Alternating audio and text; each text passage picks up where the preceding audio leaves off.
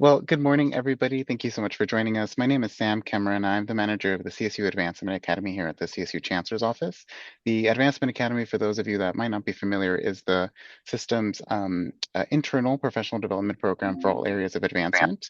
Today, we're partnering with a lot of our other colleagues here in different parts of the university to talk about this very important topic about scholarship utilization.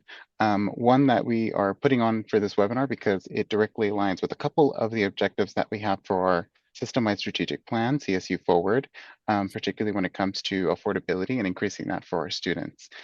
So I'll walk us through a little bit of housekeeping and introduce our main, use this there. Walk us through a little bit of housekeeping and then introduce our speakers. So while we're here, go ahead and invite everybody to open up your participants window. This is a good window to keep open Allow me throughout to today's share session. to join this Zoom because I'm in this Zoom. Excuse me, here we go. If there's background noise, I am going to mute you. As we have our participant window open, go ahead and find your name in that list of participants, hover your cursor over it to get the ellipses and then the rename button there. And then when that window pops up to rename yourself, I invite you to make sure you have your first and your last name, any preferred pronouns, and then the short version of your university so we can all know where you're joining us from. And if you happen to put something in the chat, that'll create a nice little record to reference later in terms of where you're joining us from. As we continue throughout today's conversation, we're going to invite everybody to use the Q&A pod to enter your questions for our presenters. There's going to be about 45 minutes of presentation, and the rest of the time, we're going to have an open Q&A with our presenters as well as with the group for idea sharing. But while the presentation is going, really preferred for everybody to put their questions in that Q&A pod instead of the chat because we're able to better track it there. And then we really advise that nobody directly messages a question to our presenters. They're going to be focusing on their slides and their talking points, so it's very likely that they're going to miss it. So again, Q&A is your friend for all the questions. And just in case it's not immediately available on your menu, you might hit more and then the Q&A should be there. And then with that, I want to just shift the focus over to my colleague Cheryl Lemix, joining us from San Diego State, who is going to introduce herself and her fellow presenter colleagues. Cheryl, welcome. Great. Well, thank you, Sam, and good morning, everyone. Thank you so much for having us and allowing us to share the evolution of scholarships at San Diego State. It's great to see you all and connect on Zoom. As Sam mentioned, I'm Cheryl Lemix. I'm the Director of Donor Relations and Stewardship at San Diego State, and I'm joined by my colleagues Jamie Fancher, who is our Director of Gift and Fund Administration, and Carrie Hooker, our Director of Scholarships. During today's presentation, we are going to give you a brief look at how far SDSU has come in our scholarship operations. We will start with the past, reviewing fund utilization and the barriers we faced. Then we'll share the heart of our work, how cross-campus collaboration, student-centered processes, committee structure, and realigned scholarship accounts have transformed scholarship management. Next, we'll highlight our successes since implementing Aztec Scholarships, including strengthening the partnership between University Relations and Development and our Scholarship Office, deepening student and committee relationships, and advancing gift administration, and last but not least, enhancing stewardship and fund utilization.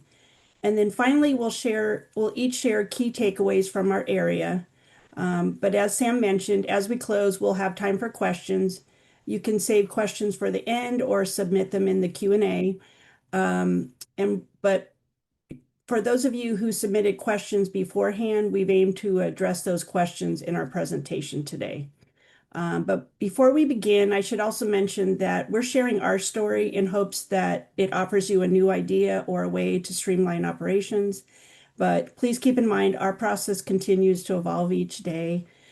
We don't have all of the answers, but we hope you'll gain something new today. So to kick us off, I'll turn it over to Jamie. Thank you, Cheryl. So a little bit about San Diego State University. SDSU was founded in 1897 and is the largest public university in the CSU system with over 500,000 living alumni worldwide. We run over more than 40,000 current students enrolled, in 10 colleges across 6 locations and are home to a very diverse student body. To summarize the scope of what we're discussing today, this presentation reflects awards made from internally managed scholarships that are donor funded. So we're not discussing pass-through, external, or athletic scholarships. And for some context, in the academic year of 24-25, $6.5 million in awards were made, resulting in over 2,600 total awards to students at an average award of nearly $2,500. Students received these awards from over 700 scholarship funds, 600 of which are endowed and 100 of which are non-endowed or annually funded. In 2025-26, we're really excited to be tracking up to $7.4 million from over 800 scholarship funds. So I'll pass this over to Carrie to take us back to where this project really started. Thank you, Jamie. So historically, as you can see, scholarship fund utilization at SDSU remained consistently in the 60 to 70% range for many years prior to the implementation of Aztec Scholarships. This level of utilization was increasingly viewed as unacceptable, particularly by our incoming president, Dr. De La Torre.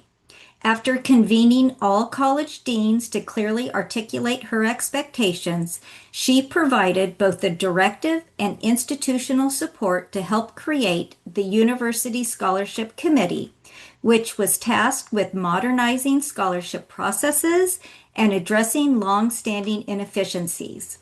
At that time, the university relied on a legacy scholarship system that, while innovative in its era, constrained our ability to fully leverage available scholarship funds.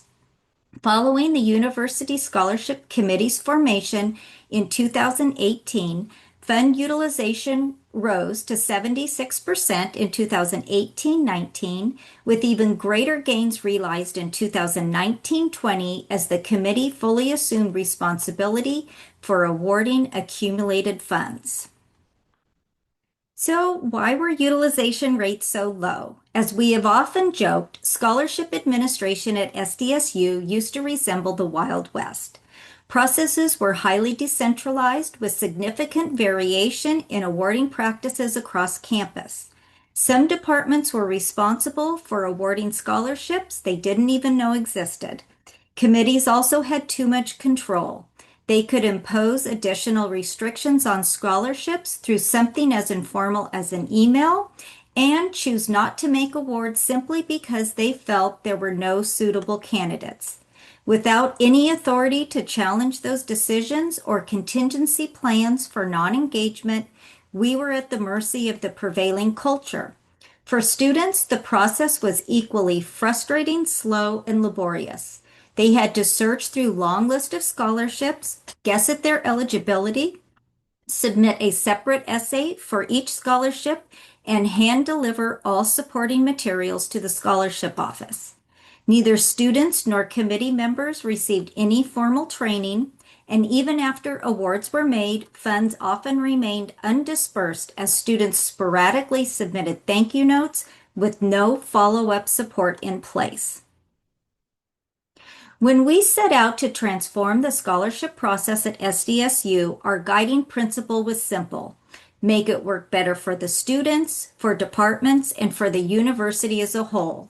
The core framework we built includes cross-campus collaboration, a student-centric system backed by a failure-proof committee structure with added support and training, and scholarship accounts that were realigned to their original documentation. Each of these components was designed to address the major pain points of our old model and create a more consistent, centralized, and efficient experience. First, we created the University Scholarship Committee. In addition to selecting a new scholarship management platform, the committee was tasked with overseeing all scholarship operations at SDSU and achieving a minimum 90% fund utilization rate each year.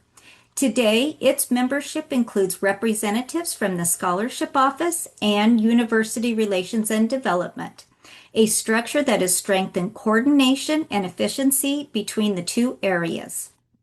Next, We focused on the heart of our work, our students.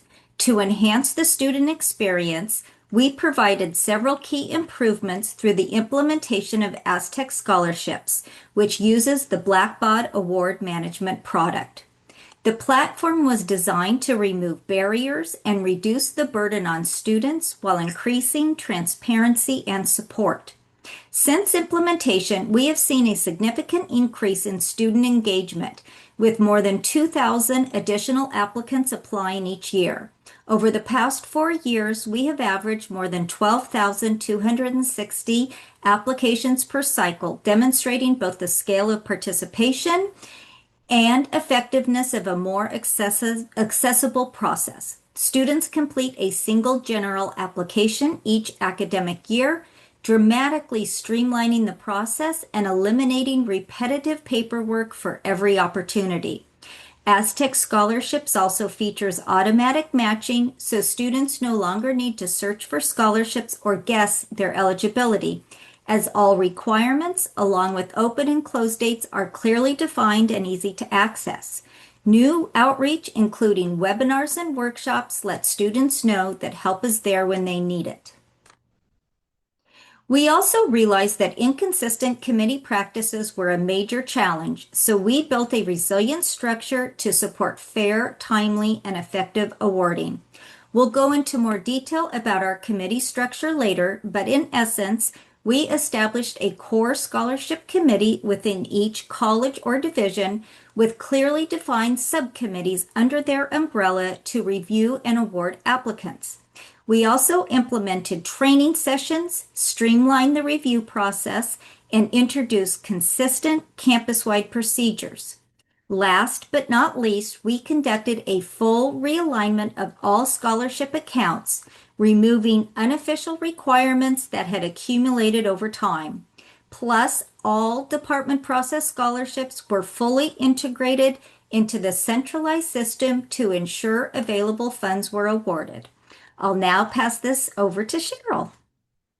Great. Well, thank you, Carrie. This slide features our University Scholarship Committee.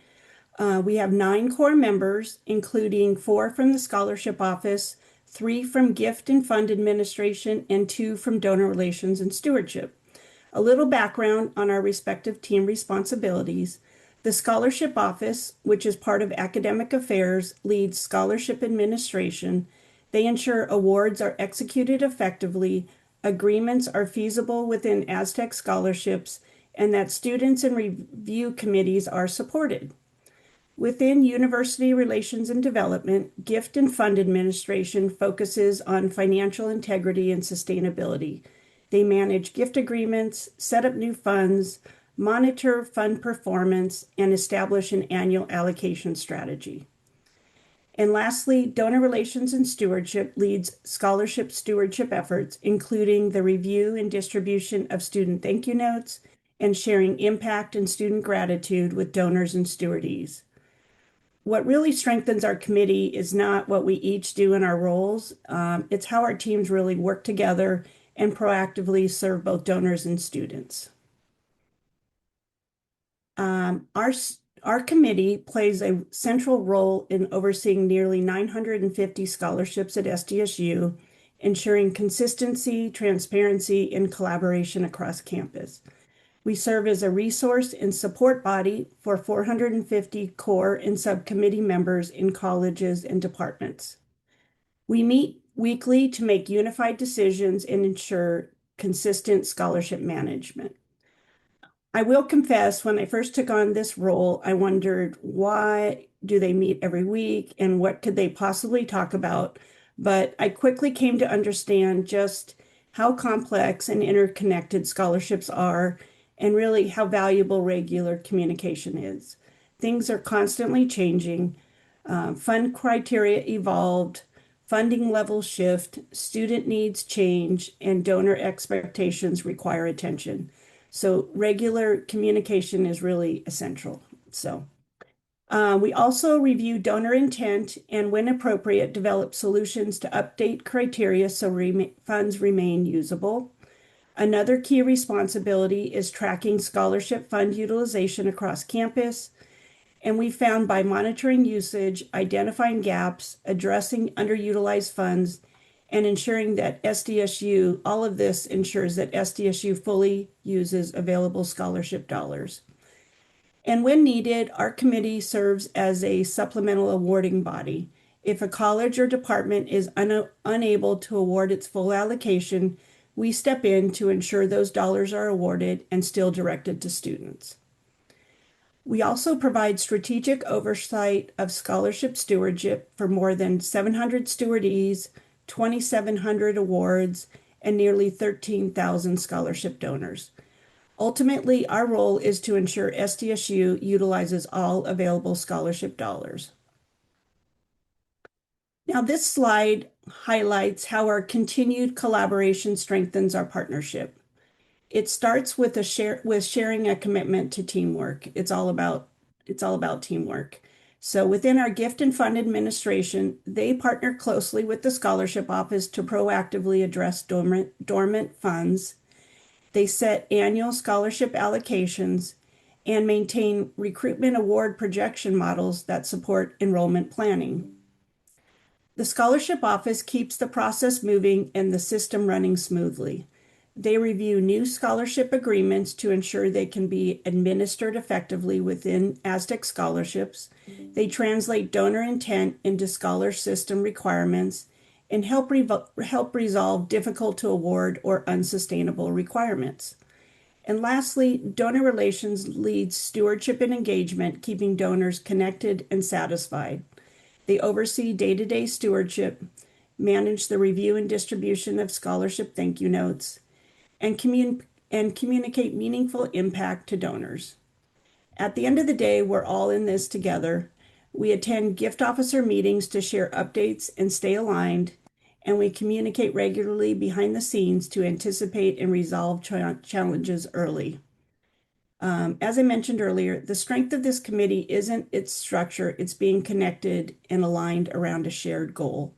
And now I'll hand it back over to Carrie. Thank you, Cheryl. I noticed a question in the chat about in the interest of full utilization, would it be better if we didn't have students submit an application? And of our 900 scholarships in the system, many of them have requirements that we can't find matches unless we actually ask students on the general app. So we do need them to apply because that information's not on our import file. So as we mentioned before, SDSU's scholarship process was transformed into a truly student-centered model. The application was intentionally designed to be clear, simple, and focus solely on gathering the information necessary to accurately match students to scholarship with specific donor-directed eligibility requirements. Rather than requiring a lengthy general essay, we ask 3 focused 200-word short answer questions. This approach provides committees with clear, meaningful insight into each student's experiences and goals while respecting students' time. To enhance the impact of awards, a $500 award minimum was implemented. Additionally, we now include the full cost of attendance in our committee training sessions and materials, so reviewers are aware of the actual financial commitments students face each year. The Scholarship Office provides a high level of personalized support throughout the entire scholarship cycle, including proactive outreach from application to award acceptance and beyond. This includes hosting campus-wide webinars and directly contacting students to encourage them to apply for scholarships aligned with their qualifications. Additionally, dedicated weekly post-acceptance follow-up is provided via text, email, and phone to ensure students complete their thank you note within the 14-day post-acceptance window. We also proactively reach out to awardees who are not meeting enrollment requirements to provide guidance, clarify eligibility expectations, and communicate the actions necessary to establish eligibility prior to each semester's disbursement. When permitted, we strive to reduce financial barriers by adjusting disbursement to meet students' needs, whether that means shifting funds to a different semester based on eligibility or dispersing the full value in one semester only, such as when a student is graduating in the fall. To ensure a consistent, efficient, and equitable scholarship review process across campus, we implemented a structured tiered committee model. Each college or division has a designated core scholarship committee responsible for oversight of scholarships within its area. These core committees are supported by department level subcommittees, which conduct detailed application reviews and select recipients. Core committee membership is determined by college or divisional leadership, and core committees appoint their respective subcommittee members. Centralized coordination supports committee communication, training, system access, and ongoing guidance throughout each review period. We currently partner with 26 core committees and 116 subcommittee review groups, engaging more than 450 faculty and staff across campus. This model promotes campus-wide consistency while leveraging departmental subject matter expertise to inform thoughtful selection decisions. 5 scholarship review periods are conducted throughout the application cycle, each focused on a distinct student population or set of scholarship criteria. As each period begins, training sessions are provided in conjunction with notification to core and subcommittee members that applications are ready for review. Subcommittees are formally assigned review responsibilities within the scholarship system, with a designated chair responsible for submitting recommended recipients. If a subcommittee is unable to complete its review within the designated time frame, the scholarship office proactively engages both the subcommittee and its corresponding core committee to determine next steps. In most cases, the core committee assumes responsibility to ensure timely processing. If engagement challenges persist, the University Scholarship Committee serves as an ad hoc safeguard to prevent delays and ensure full fund utilization. Ultimately, this model balances flexibility with accountability, ensures alignment with donor intent, and enables us to fully leverage every scholarship opportunity available to students. Of course, building the framework is only the beginning. Each application cycle, we pair structure with persistent, relationship-driven outreach, support, and follow-through. For highly specialized or hard-to-award scholarships, we partner directly with departments to conduct targeted outreach and identify qualified candidates, ensuring opportunities do not go unused. To better support academic departments and enrollment services, we developed a structured recruitment process for incoming students who are not eligible to apply until after they submit intent to enroll. Departments and enrollment services identify high potential students aligned with program priorities, and in partnership with Gift and Fund Administration, funding projections, outreach resources, and coordinated processing are provided to strengthen competitiveness and optimize scholarship utilization. In response to committee needs, the Scholarship Office provides tailored data support. We consolidate applicant pools across scholarship funds to facilitate holistic review. And for study abroad awards, we cross-reference global education participation lists with applicant pools to ensure eligible students are accurately identified and considered. When system outputs do not align with committee workflows, we translate data into practical, committee-friendly formats to support efficient decision-making. When gift agreements prove challenging to award as written, we collaborate with Gift and Fund Administration to seek clarification or revisions that enhance clarity, flexibility, and alignment with donor intent, ensuring more scholarships reach deserving students. Across all of these efforts, persistent communication, teamwork, and shared accountability drive our success. This proactive engagement sustains the high level of participation and scholarship utilization we are proud to maintain. I'll now hand it over to Jamie to discuss our fund utilization. So since the launch of Aztec Scholarships in 2020-2021, the annual fund utilization rate has steadily increased year over year thanks to all of these processes. So a note on fund utilization rate and how we calculate that. We basically take the whole amount that we set out to award that year, and then on top of that, we put the number that we actually awarded. Sometimes this number fluctuates slightly due to new gifts that have come in, and rarely we do allow for funds to be written out of that utilization rate. So to give some context to situations where we might allow that, we recently did have a study abroad scholarship where the major was required to be criminal justice or public administration, and another requirement following that, which was a minor in international studies. Every so often, we would have a student that matched that, but more often than not, that pool looked like zero. And this put our office in a really hard position where we really want to award that fund, but really have zero students that match that criteria. So as amounts accumulated in that scholarship, and we started to see that that was one that was kind of we call them difficult to award. We put it on our difficult to award list and talked with the development officer. And over the course of a whole year, the development officer was able to reach out to the donor and explain the student pool, why we were having trouble awarding it.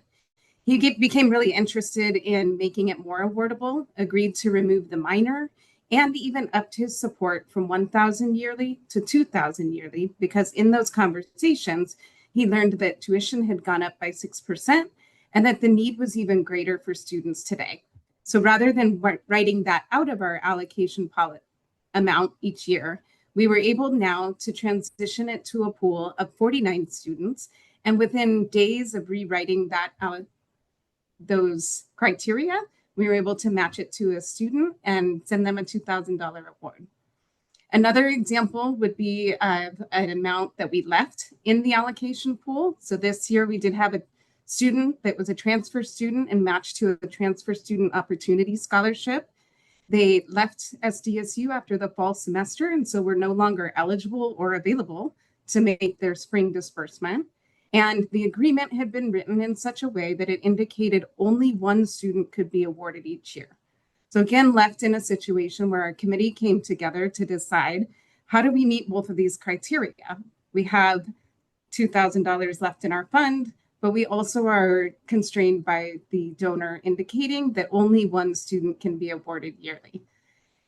Now this one's in our allocation rate this year. It's pulling us down just slightly. We are reaching out to the development officer, and she has recently reached out to the donor a few times. So far, no response. But should the donor not respond or not agree to a second student being eligible to be awarded that overage, that would be an example of a time where we would leave that in our pool and count it against our allocation rate.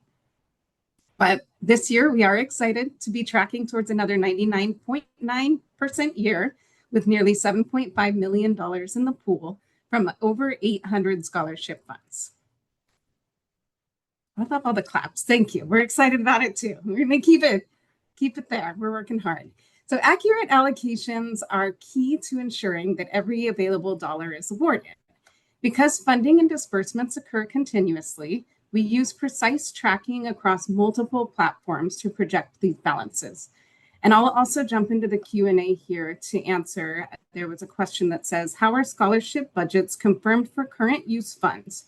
Tagging on that, how are funds reconciled in Blackbaud or in the university finance system? So this sounds like someone that works across systems and understands that the numbers across the different systems very rarely match. We use Google Drive and Google Docs for a lot of processes in our office. And so what we do is we take numbers from each of those platforms, from our banner system to look at 1231 position of the fund. But then we also look at the allocation that we had set for the prior year. Then we pivot in all of the awards that have already debited for that fund, which leaves us an amount that is still on deck to debit. And we remove that amount from our 1231 position to get the allocation for the future year. So all throughout the year, we're kind of watching that number flux as donor gifts come in or as allocations go out, because we had seen in the past when we're only looking at one or two of those systems, at times we're at risk of over-awarding or under-awarding because we're not factoring in the flexibility and the movement of the timing of when those scholarship dollars are going out of those funds. So each December, we start that process. We run a preview of balances to identify any funds that may be below their award threshold and any with overdue pledges. And this early review allows for our development teams to proactively reach out to donors whose funds may not support an award and have a conversation where donors can then make additional cash gifts or approve amended award amounts. So even after the 12/31 deadline, we're still having that conversation with donors in development so that it's not a surprise to them if their fund is not able to award that year. Then in January, after gifts and calendar year closes for our finance team, we run another analysis to confirm the net amount available using that system of looking across the different platforms and adding and subtracting what's on deck and what's already gone out. By around February, so we're kind of in our Super Bowl moment right now, we're able to begin to communicate these amounts to our campus and to our development officers. We prioritize recruitment scholarships to departments and to campus, allowing them time to competitively recruit students. Then we share unrestricted scholarship dollars with our campus leadership and team of VPs to target priority intentions and student groups on campus, and then review renewing scholarships to ensure that balances can sustain ongoing commitments. Then finally, all other scholarships are calculated and shared out with our development team and scholarship office, giving them time to review, ensuring that there's awareness across campus offices. Then once these allocations are entered into the master tracking document and uploaded to our award platform, funds continue to be updated throughout the year.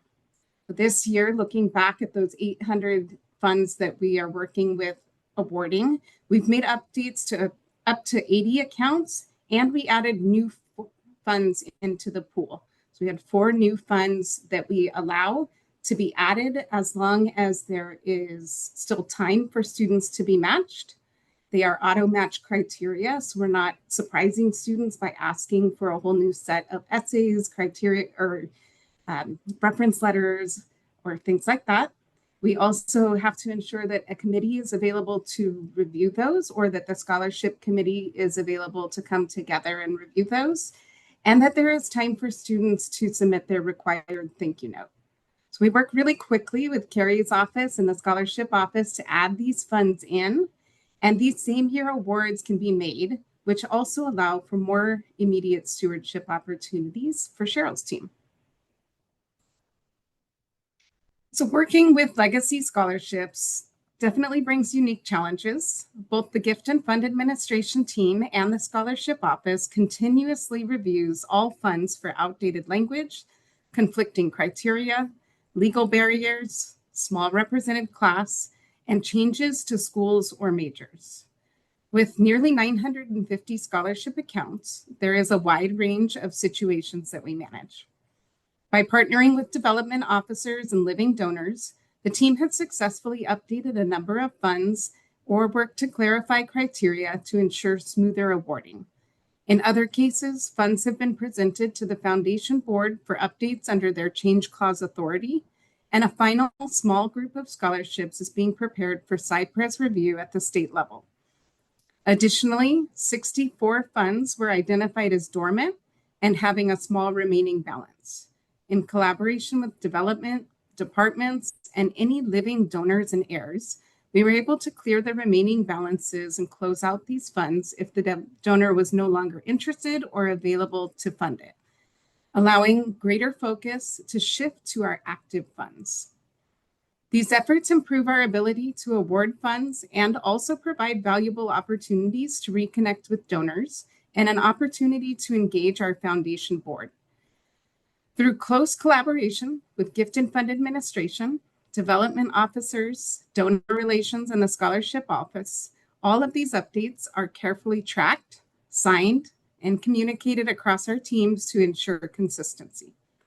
The team has also identified some common challenges that we've seen in these funds that we've had to go back and untangle with donors, and that has allowed us to make improvements to our current fund agreement templates to ensure that quality agreements are entering the pool. Some results of this has been adding flexibility to reaward funds when a student loses eligibility or leaves campus, and doing a preliminary calculation look at the potential awardee pool based on the donor criteria. So I'll hand it back to Cheryl, who will further describe the impacts of our collaboration between offices. Great. Thank you, Jamie. First, I just can't underscore enough the outstanding work of both gift administration and our scholarship office. It's really strengthened the donor relations team's scholarship stewardship and donor reporting efforts. We're maintaining accurate scholarship data, updating fund criteria, establishing standard operating procedures, and all of this really helps us deliver more meaningful and reliable reporting to donors, ensuring our stewardship efforts are, and also by reactivating or closing some of those funds, we know that we are reaching donors who are active and engaged. So thank you both. To demonstrate scholarship impact, our team sends out three different multiple touch points. First, we produce an annual campus-wide scholarship impact summary that features student testimonials and academic year statistics. The committee reviews this report to ensure its accuracy before we share it with nearly 13,000 scholarship donors. In addition, more than 700 stewardees of endowed and named funds receive a personalized summary detailing both current year and lifetime awards. And finally, we shared nearly 4,000 student thank you notes to convey gratitude and personal appreciation from scholarship recipients. But as our scholarship funds are going to continue to grow, we've built this coordinated stewardship model, which is centered on both donor experience and student success. I will say that one of our most important improvements involves how we manage unawarded scholarships. Previously, a donor may have received a scholarship summary stating that their scholarship was not awarded, often with little explanation. And at times, this was the first time the donor was notified that their scholarship was not awarded. Today, we are much more proactive, and we work with both Jamie's team and Carrie's team to clearly explain why a scholarship was not awarded. And this proactive approach really can at times lead to additional conversations with the donor, as Jamie just mentioned above. It also reinforces transparency and helps build donor trust. And then lastly, we've also enhanced our student gratitude process. Student thank you letters are now collected and required as part of the scholarship acceptance process, which ensures donors consistently receive appreciation notes. Overall, this collaborative approach has elevated both the quality of our students and stewardship, and the overall donor experience. We've also elevated how we communicate scholarship impact to our donors. In fiscal year 22-23, we adopted the Mythos platform, which allowed us to streamline and standardize our scholarship impact and gratitude reporting processes. As a result, we now deliver personalized, fund-specific impact reports through donor microsites. Each donor can view their past and present scholarship touchpoints in one convenient place. Pictured on this slide are examples of our campus-wide scholarship impact report and an individual donor microsite. These enhancements make our stewardship more engaging, transparent, and accessible. And it also makes it easier for our development team to share reports and follow up with donors in a timely and informed way. Most importantly, these improvements helped us scale. As the number of scholarship funds and donors we steward continue to grow, our processes are more sustainable, consistent, and donor-centered. To clarify how we all work together in SDSU's scholarship process, We've created a flowchart outlining the Aztec Scholarships application cycle. I think somebody in the chat asked who manages cycle management, which our scholarship office leads that effort. This chart highlights key timelines, campus-wide academic dates, application and review periods, major student milestones from application through award, and identifies responsibilities across the scholarship office, donor relations, and gifted fund administration. In addition to our flowchart, we've included a monthly process overview, a disbursement policy summary, and a glossary of terms for reference.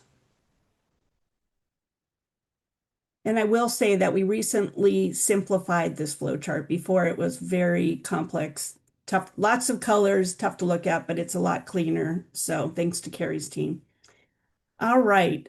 Before we conclude today's presentation, we'd like to share a few key takeaways from each of our areas. I'll start with donor relations. First, I would say consistent stewardship builds trust. As you know, stewardship is really steady, long-term work, but consistently reporting on funds and providing meaningful touch points really helps build donor confidence and trust. And second, make your impact visible. I continually hear from development, donors give when they see the difference they make, which is true. Clear, personalized impact keeps engagement strong, and this visibility drives continued support. And finally, start small and stay flexible. Build slowly and refine over time. It's taken us a while to get here. Continue to be flexible and adapt as donor needs, student needs, and their expectations change. And I'll just add one closing thought. Like I said, it's taken us a long time to get here. It's hard work, but it really does make a difference. But stay the course and remember, just when you think you figured it all out, it will change. So It sure will. So, from the scholarship administration perspective, I would like to offer these three guiding principles. First, prioritize students to drive continuous evolution. Keep students at the heart of every decision and process. Policies, timelines, and systems should continuously evolve and expand to expand access and advance equity. Ongoing refinement ensures the experience remains responsive and relevant to those we serve. Next, build strong committee relationships to sustain trust and momentum. Treat collaboration as ongoing and not transactional. Invest in clear communication, training, and consistent support. Trust builds confidence in the process, encourages shared ownership, and sustains long-term engagement. And third, but certainly not least, is to maximize the impact of every dollar awarded. Do not accept unawardable at face value. When funds initially appear unusable, pause and take a look deeper. Through careful analysis, collaboration, and creative problem solving, there is often a compliant path to activate those dollars. Persistence in this work expands student opportunity while honoring donor intent and institutional stewardship. And from gift and fund administration, my key takeaways would be create a template library for your new funds. This can be really simple. I know there are things on the market that have workflows and PDFs and lots of complexity, but ours lives in Google Drive. And we have templates based on the different types of funds that we manage, and areas that are highlighted the development can edit, and areas that are not highlighted that should not be edited, though that doesn't always mean they're not, and that donors don't have pushback on them, but it keeps some containment on what our parameters are and ensures that there's consistency. Then audit your existing funds for accuracy and awardability. Review them regularly in small sections and from different angles. I saw another Q&A come up kind of along this line. asking about how to look back at some of these agreements and what processes are and any tips and tools learned. And really, we've just learned to look at them from different angles. So maybe one pass is looking at the criteria and what the applicant pool would look like in those criterias. Another pass is to look at the stewardee relationships, which donors are living, which ones are no longer living. How are we stewarding that fund into the future? Another pass may be looking at the different divisions or programs that the scholarships fall within. Which ones are outdated? Which ones have been updated? Which ones have new minors or new majors within them? And so we're kind of constantly turning the lens on it and opening those conversations up to development, which leads me to my third takeaway. Involve your development officers, your donors, and your board. This creates cohesion and builds buy-in. Initially, when we started having some of these conversations with development and requesting their partnership to go back to donors and have conversations, some of the response was a little bit, maybe donors had fixed it and forgotten it, and they didn't want to be asked to go back and reconsider what they had established in their funds. But the more that development went back and had conversations, just useful, practical conversations about award pools, about what students are facing today on campus, maybe what's changed since they wrote their fund, we found that donors have been really receptive to having those conversations, and they feel like they're being engaged in a really modern type of way, rather than being kind of just stewarded and moved along through the process. And so we've seen a lot of really great engagement from donors and development when they sit down and have those conversations, and a lot of re-upping of pledges and funding towards the funds as well. Our foundation board members have also been really happy to be involved. It opens a conversation between gift administration and our board to better understand how we steward and manage these funds. It shows that we care about where funds go and that we are being honest with how we're spending donor money, and that we are putting intention and effort into utilizing all of the dollars that are coming in. It gives a case for support to ask for more support. As we can show, we've zeroed out these funds and really worked hard to get us back to a ground level. And as I said, donors generally enjoy the opportunity to make their funds more impactful. When a donor hears that 0 or 2 students are falling into their pool, they're usually really surprised by that. And it motivates them to look for ways to be more creative so that their scholarship can reach more students. One of my favorite things during the year that we're getting ready to have is our scholarship luncheon. And it's an opportunity for donors and students to come together. And even though my office is generally behind the scenes, I love volunteering at this event because you really see the care and compassion that comes between the donors and the students when they sit together.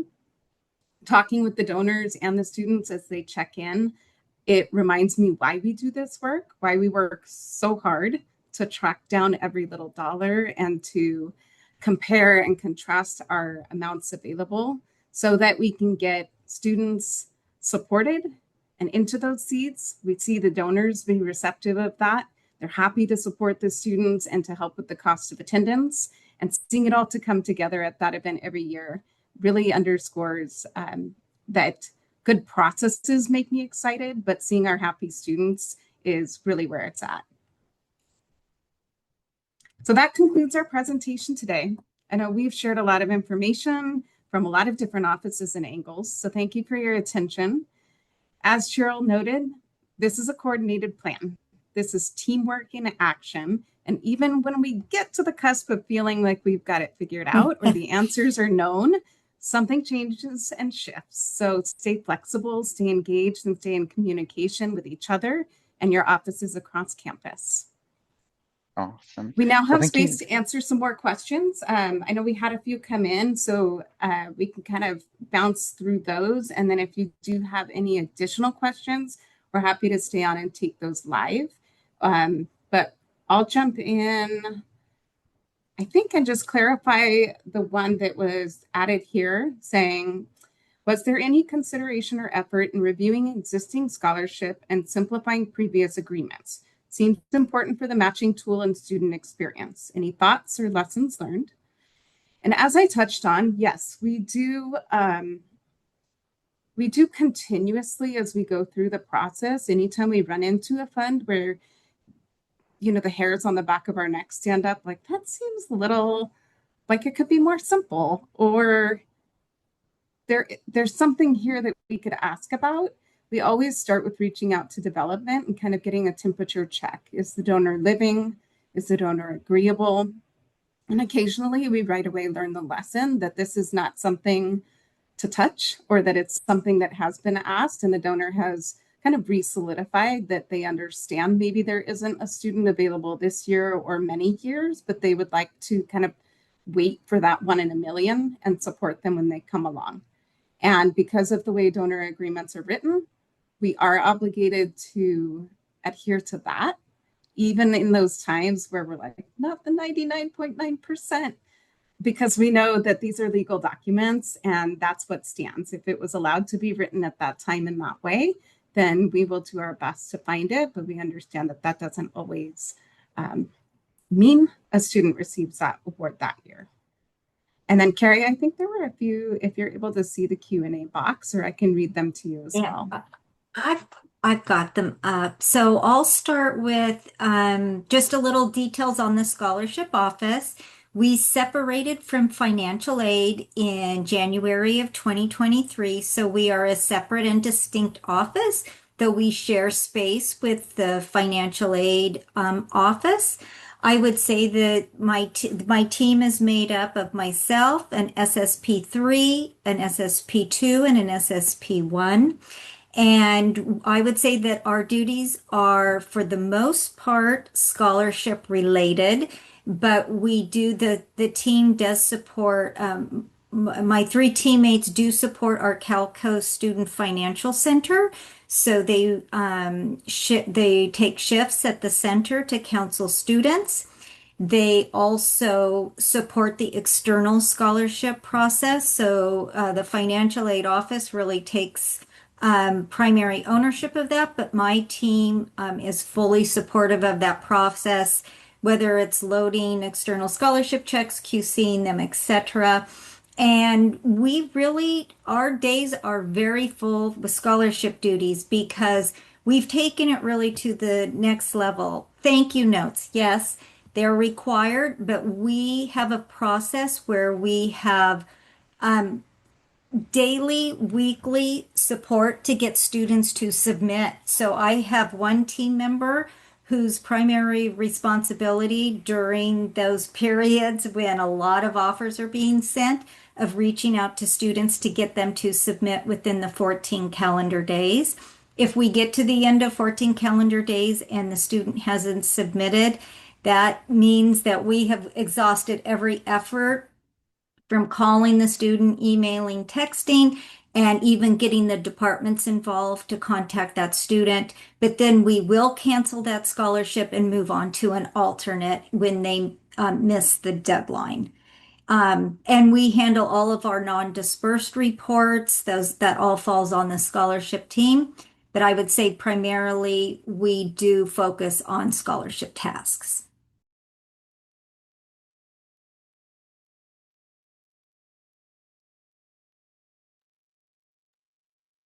Cheryl, did you want to touch on thank you notes? There is a question in the Q&A asking about thank you notes being required and how do we handle if a student doesn't submit one, what the process is. Great. Yes. Thank you notes are part of our post-acceptance policy. Carrie and her team have, they will match awards, and then it comes to our team to read each thank you note, make sure they actually thanked the donor. And then we kind of, I don't want to say approve it, but we process it, and then that releases the funds. So Carrie and her team, like she just mentioned, if there's anybody who has not submitted one, they do a lot of outreach just to remind students to submit those thank you notes. And I think we've only had maybe 1 or 2 that have not. So we've had a really good success with that. Carrie's team does reach out by every available method. They call, text, send carrier pigeon. They ask the department if they know the student. Hiding from Carrie's team is very hard. And so, as Cheryl mentioned, it's part of the required completion step to disperse the fund to the student, but it's definitely not just kind of left there on their plate if they don't submit it. We have a few people from our committee on the call today, and I see them all kind of smiling because they have chased and followed students relentlessly to get those thank you notes. So it is a little bit of a task at times, but it does ensure that each award that goes out does have a thank you note associated with it. Yeah, and I will say the donors just love those notes of appreciation. So we really appreciate, Carrie and her team's hard work on trying to do that. But we do, with 2,700 awards, it is, I won't underscore the task of reading all of those and just making sure that their thank you note doesn't just say thank you, it has a little note of appreciation. So Just wanted to underscore too the way that the committees are helping that as well. I know we have different resource levels across the CSU, and not everybody can have the one dedicated staff, but it sounds like there's also some feeding that also there's some, what's the word I'm looking for? The responsibility is kind of shared with a couple of units, a couple of people there too, that and there's some support from the committees as well. absolutely, yeah. Shall we work down the rest of the Q&A, or I'll let you guys, if there's one in particular that calls your attention. Yeah, if you want to run down, yeah. Go ahead. I was going to grab the one about how we award scholarships for students in graduate programs that might be only 1.5 to 2 years. So when we open our application in March, we award for the upcoming academic year. For incoming graduate students, they submit intent a little bit late, but our application is open all the way through to September. So they still have time to apply for scholarships all the way through September 4th. We also have a recruitment review period in the summer so that we can award some of those students going into specific programs earlier.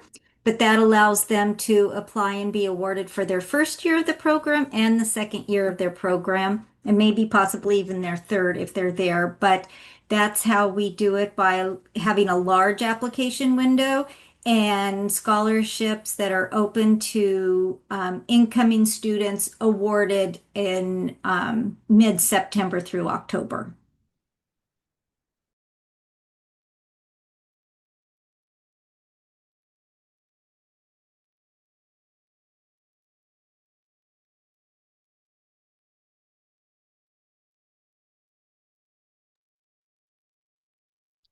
Awesome. Thank you, Carrie. Jamie, did you want to take the one in terms of reviewing the existing scholarships and simplifying previous agreements from Derek? Yeah, I think I touched on that a little. And then I was just typing in a response to the probate court proceedings to amend scholarship criteria. And so I was typing it in, but I'll say it verbally here too, that luckily most of our agreements do have a change clause within it that says that our board has the capacity to redirect the fund or to make decisions on the fund if in the future it becomes unable to award. And we have collected those and presented them to the board successfully. Generally, we do this if there's a low balance in there. We haven't had any donor communication in a number of years. We've tried reaching out to the donor and they are either unavailable or uninterested in responding. And those are the ones that we present to the foundation board. We do have a smaller number that are still unsettled, and those are the ones that we are in the process of making attempts to contact the donor. My understanding is when we go to the Attorney General eventually is that there has to be evidence that attempts were made.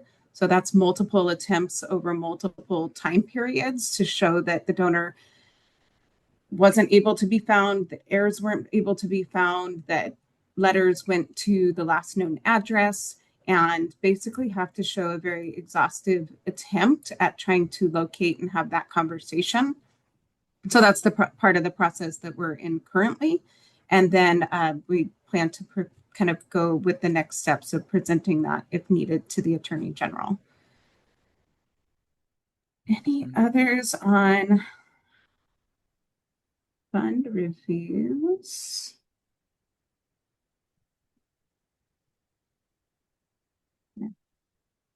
Harry, I do see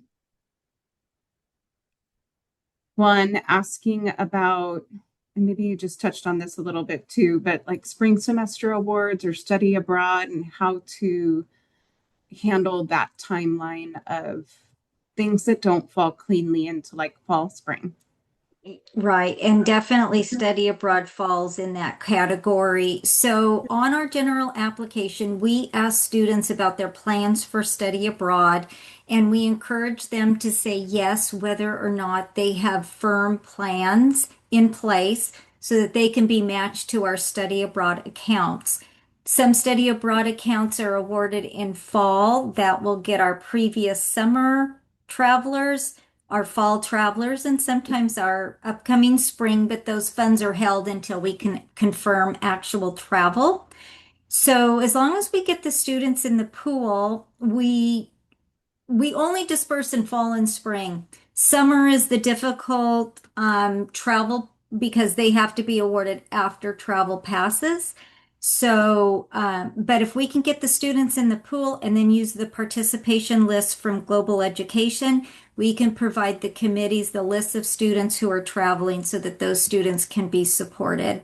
Spring travel, we award late in the year. We award those in November for the spring semester. We put them in a hold award status, and then we confirm participation at the beginning of spring before we disperse the funds. Thank you, Carrie. And thank you, Jamie. I saw you replying back to a few folks' questions. Your fingers must be flying, so I appreciate it. I do want to call attention to the question about shifting culture for the processes and awarding scholarships. There's some interest there. Did you guys want to share a little bit about what that was like at SDSU, any pushback you might have faced, and how that was overcome? Like Carrie can share that one. She's still standing. I will say that at the beginning when we started, it was difficult to get the colleges, the departments, the committees behind the idea. They had really run things. It was completely committee centered before we started this process, and a lot of them fought back saying we were trying to impose a one-size-fit-all approach to scholarships. But at the end of the day, they weren't awarding the scholarship funds. And so because we had the backing of President De La Torre and the provost, that gave us the ability to at least push back and say, this is about the students, this is about the donors, this is about getting these funds are for the students. And then I will say we started the training process, and at the beginning, the colleges were asking for exactly what they had in the legacy system. We need another essay, we need this, but we were really going back to the original documentation. So that was one of the fights that we had with them. And then I will say that they didn't trust the data. They didn't trust what they were seeing in Aztec scholarships. They complained about the system, but at every step of the way, we were there to support them. For every question they threw at me, I would have to breathe. I would have to take a step back, and then I'd have to come back to my computer to answer their questions respectfully and to provide the support, to show them how these numbers are showing up on their dashboard, to help them filter their scholarship applicant pools. I think that we've come so far by providing them the support that they need. And now we kind of have them on board, and they're all very used to the system and very, I would say, pretty confident. And our training sessions have gone a long way in that. but I will say the first year of having training sessions, I was essentially yelled at in many training sessions that we were making them do this, but that support and being respectful of their questions, letting them know we understood where they were coming from, but this is what we're doing, and we're doing it because these funds are here to support the students. Yeah, change is always stressful. Even when it's good change. Um, and yes, and as I mentioned at the top of the webinar too, the expectation is really system-wide for increased utilization as part of the goals for the system-wide strategic plan. So, well, part of the reason why we're putting on this webinar. Excellent. If I can just add, Go ahead. Sam, there was a ton of work done by our predecessors. Jamie and I came on later, later in the game, but each year we really just keep refining and refining. Something as simple as a gift agreement changes, the fund criteria changes. Before, not all of that would get updated in our CRM or in Blackbaud. And so when we would send out reports, sometimes it might have been incorrect, but I know Jamie and her team have done a wonderful job of making sure that it's updated in all the systems. So we're sending out accurate reporting. So I know I touched on it, but I just can't underscore enough. You have to stay on top of it or it'll just go away quickly. Harry, can you touch on when there is a scholarship that crosses departments? How is that handled? So we've had some challenges in that regard, because I will say that they don't necessarily play nice with each other. So our best solution for that is to create multiple opportunities under one portfolio. Blackbaud allows us to do that. So that if we have a scholarship that's for biology, physics, and chemistry, we'll have the main portfolio of the scholarship, but then we create 3 opportunities below that portfolio, each tagged to a separate committee. I know also on working with Jamie's team, there will be donors that want to support multiple areas, and Jamie can speak to how they can make it into one endowment, but separate A funds so that we can tag a certain set of criteria to the correct committee to make those decisions. So I would say those are the 2 best ways that we can do it. Or if there's a way we can find a common ground to then create a committee to award where there is common ground. But that is generally the least effective, and it's more effective to actually tag requirements specifically to the committee that awards them. We did recently have a donor that wanted a student from a different department every other year. And he was like, this year that student, then next year that student. And we've built a really good communication structure with development to be able to kind of be very honest about how and why that would be very difficult. And also could be at the detriment of the student body. If one year there's awards available for them, and then the next year there isn't. And then the next year there is, and then the next year there isn't. That kind of builds into the committee a feeling of scarcity, that the awards aren't continuously there for them. And so had the conversation with the donor that rather than kind of bouncing between systems to build some continuity and just lower the award intent a little and have it go year over year. And that way the committee and the department can really partner with a student through their whole journey rather than kind of like giving and then pulling back on the awards. And after having that conversation with the donor, they were really receptive to it. It was like, oh, that makes sense. Yeah, I see how it would be really valuable for the committee and the department to have a consistent amount available to them. And in that case, then what we did is we took the endowment and like Carrie said, we made it into 2 opportunities in our system so that the endowment splits itself 50-50. And it means there's no manual work for our committee by doing it that way, which was just the icing icing on the top of the cake, I think, of that solution. Carrie, can you also talk to this one? It says, if a department chooses not to award a scholarship or adhere to award amount recommendations, do you simply override them and move forward with awarding, or what does that look like? So we always try to involve our committees as much as we can. Definitely, there's committees they don't understand the award parameters. They'll enter in things that don't match, but my team is always reaching out to them saying, you know, this wasn't done correctly. We need to correct the award amounts. And so we will do that. We don't just act without involving them. When it's a matter of them simply not acting, I will always reach out to them and the core committee, and 9 times out of 10 that core committee will step in and award in the department's place. And it's not like I just say we're doing this. I give them time to respond, and then it's kind of like, if I don't hear from you by March 18th, this is going to move to the University Scholarship Committee. So we always give them time to respond and let them know what's going on. Sometimes we have committees where someone's gotten sick and they need more time. We're always willing to work with them. It's not just an automatic moving to the USC. We always give them time to respond and for the core committee to act if the subcommittee doesn't.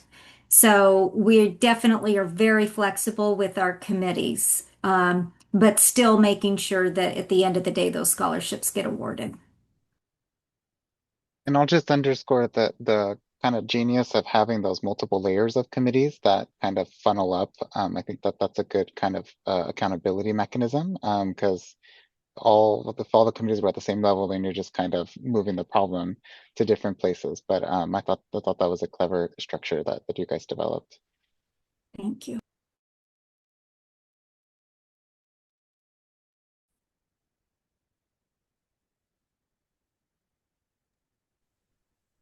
There's two kind of questions that overlap on thank you notes. So is it part of the FASO offer letter? And then also asking, financial aid is not managing the thank you notes. Scholarship advancement team is. Is that structure working well for you? I can answer well. Our donor relations now reads and handles the thank you notes, and for us it really helps us manage donor expectations and donor intent, just to make sure the thank you notes are appropriate, and so that we're not getting it after the fact. I should step back. Before we had this system, students would submit thank you notes, and sometimes we would get thank you notes and we were like, this is a great note, but it was from a scholarship that was awarded like a year or 2 years late and the student was already gone. So if we wanted to reach out to that student and say, hey, can we use your quote, they were already graduated and out of SDSU. So this new system has just been remarkable about really scaling our thank you notes and having and allowing donor relations to have a piece in it, just to make sure that the donor's voice is heard in that process. So, and then Carrie, do you want to talk about the FASO portion with thank you notes? Sure, we do. All of the thank you note instructions go out with our offer communications.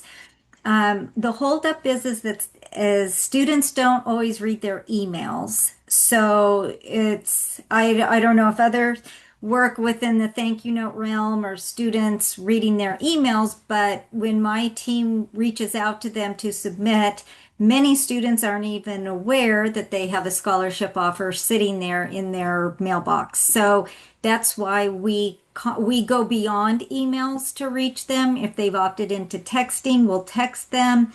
We'll pick up the phone and call them, and we will engage the department to find them if our other efforts aren't successful, so that we can get them to submit.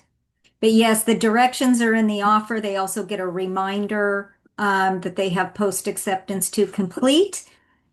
We have video resources to show them how to do it. It's part of our webinars, but many of the students aren't really reading their emails. I know they're inundated with emails, so it becomes overwhelming. So that is usually the most frequent reason, or they just say, oh, I'm so busy, I haven't been able to submit yet. So. There's one I'll answer live, but I was typing in the answer as well. For non-endowed scholarships, how do you track spending? If a donor requests that their donation be spent over a period of years, for example, 10,000 to be spent over 5 years, how do you track that with 99%?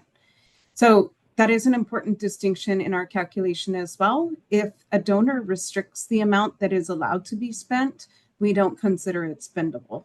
So in that example, if 10,000 is in the fund, but the donor restriction is for 2,000 to be spent over 5 years each year, then the 2,000 would be in our allocation utilization calculation, and the remainder is not. We're not going to count ourselves down for money that isn't eligible to be spent. We're really looking at what can be spent and is it being spent. And so we do have some funds where that is conditional. And Lauren is on the call here as well. She's on my team and is really good about looking through the funds to ensure that we don't accidentally award the whole 10,000, because that can happen, you know, if we're just looking at balances and not kind of reading through the funds. We want to be very careful that we aren't over allocating and that we are familiar enough with our funds to know, like, this isn't the intention of how that be spent.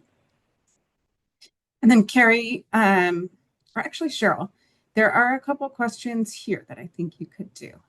Do you collect survey data from your applicants, your committees, and from your current donors? So kind of both of you on that one. I think Shyla's addressing that one right now in an typing in an answer, that first one. Okay. Carrie, yeah. She is, and we do surveys. Shyla, I'm sure, is responding that we do. A few years ago, we did a comprehensive survey to our students and were able to implement some workshops that they asked for, and some other things to meet the needs of the students.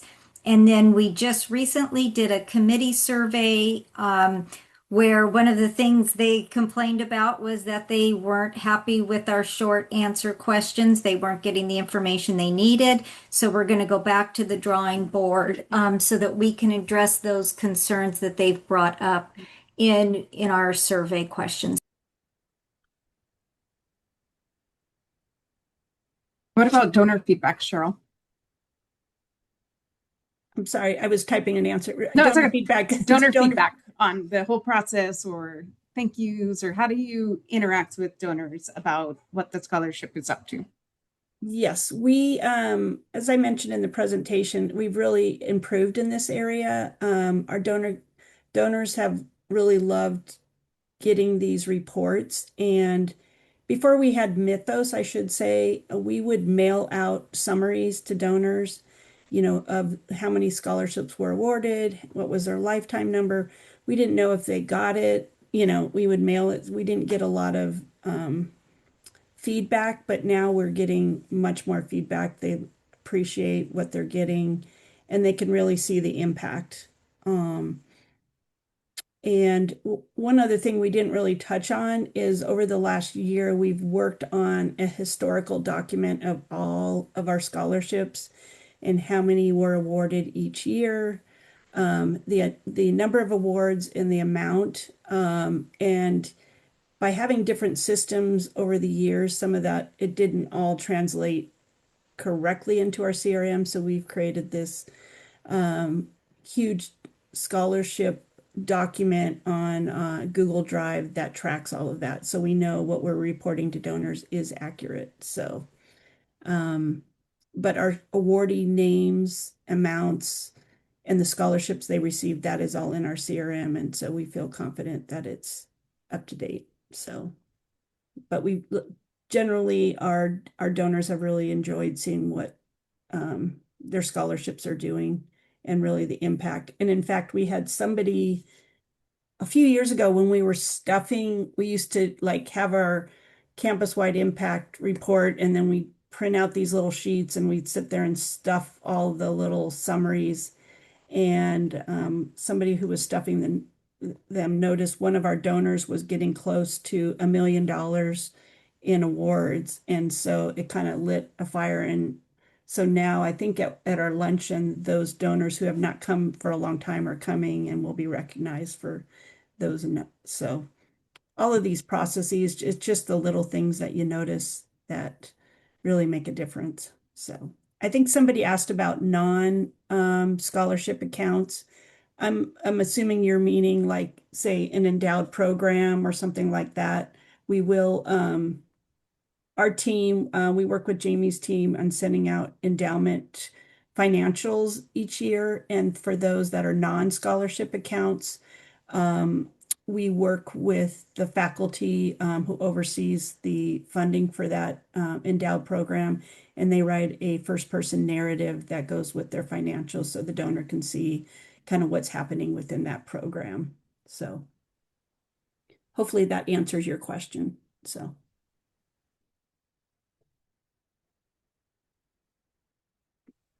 Would you like me to speak to the 5 cycles intersecting with financial aid?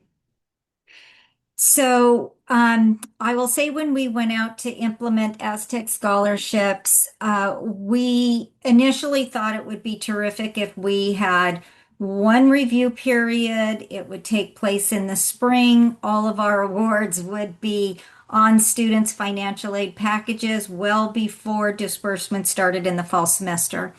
And we took that plan to some key campus stakeholders, and they were not happy. They, simply put, they freaked out. And so we realized that we had to have review periods in the fall, or at least at the start of the fall semester, to accommodate their needs. We also are up against a 10-month faculty contract. And so we don't have committees unless they're staff that are working in the summer. So it does not work perfectly with financial aid. Those scholarships are going on to financial aid packages well after awards happen in the spring.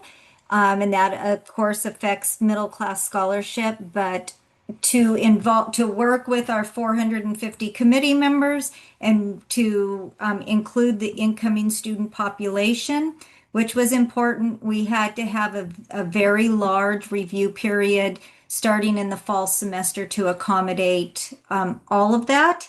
And that does affect financial aid, but my team is the one primarily responsible for solving all the over awards, for running that non-dispersed report as we get it every week through the financial aid office.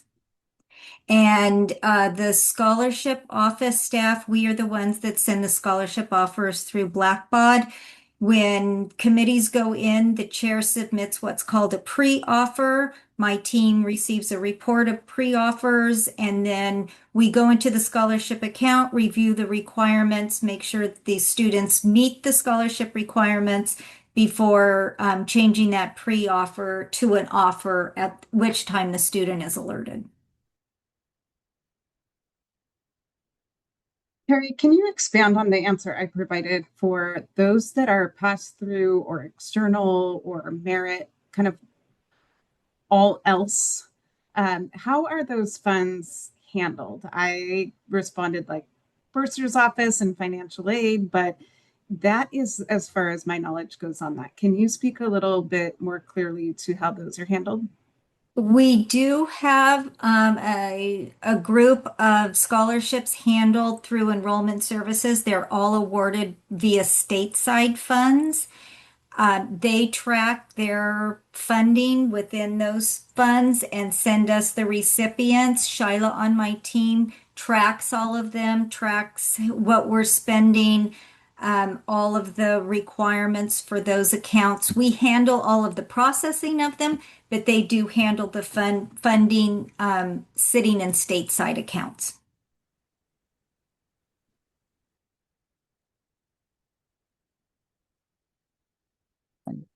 Kudos to the presenting team for making very quick work of the Q&A there, providing some very helpful written responses. There was a request that came in, but we're going to work with our IT team to make sure that we're able to save some of those written responses to the Q&A and package that together with the recording so that those are available for future reference as well. Really last call for any questions. For the interest of time, you're welcome to electronically raise your hand and ask your questions live. So we'll give it just a couple of seconds here, pause, just in case anybody is wrapping up a question and they want to hit send on the Q&A pod, or if they want to raise their hand.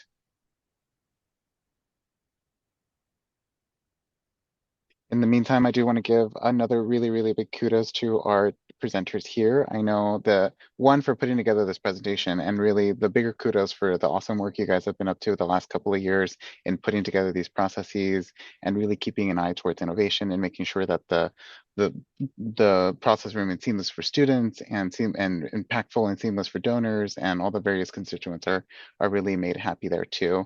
I invite everybody to keep in mind the key takeaways that our presenters left us towards the end of their slide deck. And probably the number one thing you are all going to leave this webinar curious about is, what is our institution's utilization rate? That's probably the first thing you all are going to want to check out to see what your baseline is to ultimately set those goals and make some progress towards them. I wanted to give another second, but it looks like Q&A or questions have wrapped up. Again, want to underscore the thanks for your time for coming together. Again, this is a big priority for the CSU, and we appreciate everyone coming together to learn. And hopefully there's a few nuggets you can take back to your teams to put into place to ultimately make that impact for students. Thank you all so much. Stay tuned for the recording. That'll be emailed to registrants, and much like it was shared in the Q&A, feel free to send that along to additional colleagues and stakeholders, anyone else that wants to or benefits from hearing this awesome work. Right, y'all. Thank you so much, and thank you so much for the awesome work you all do for the university and our students every day.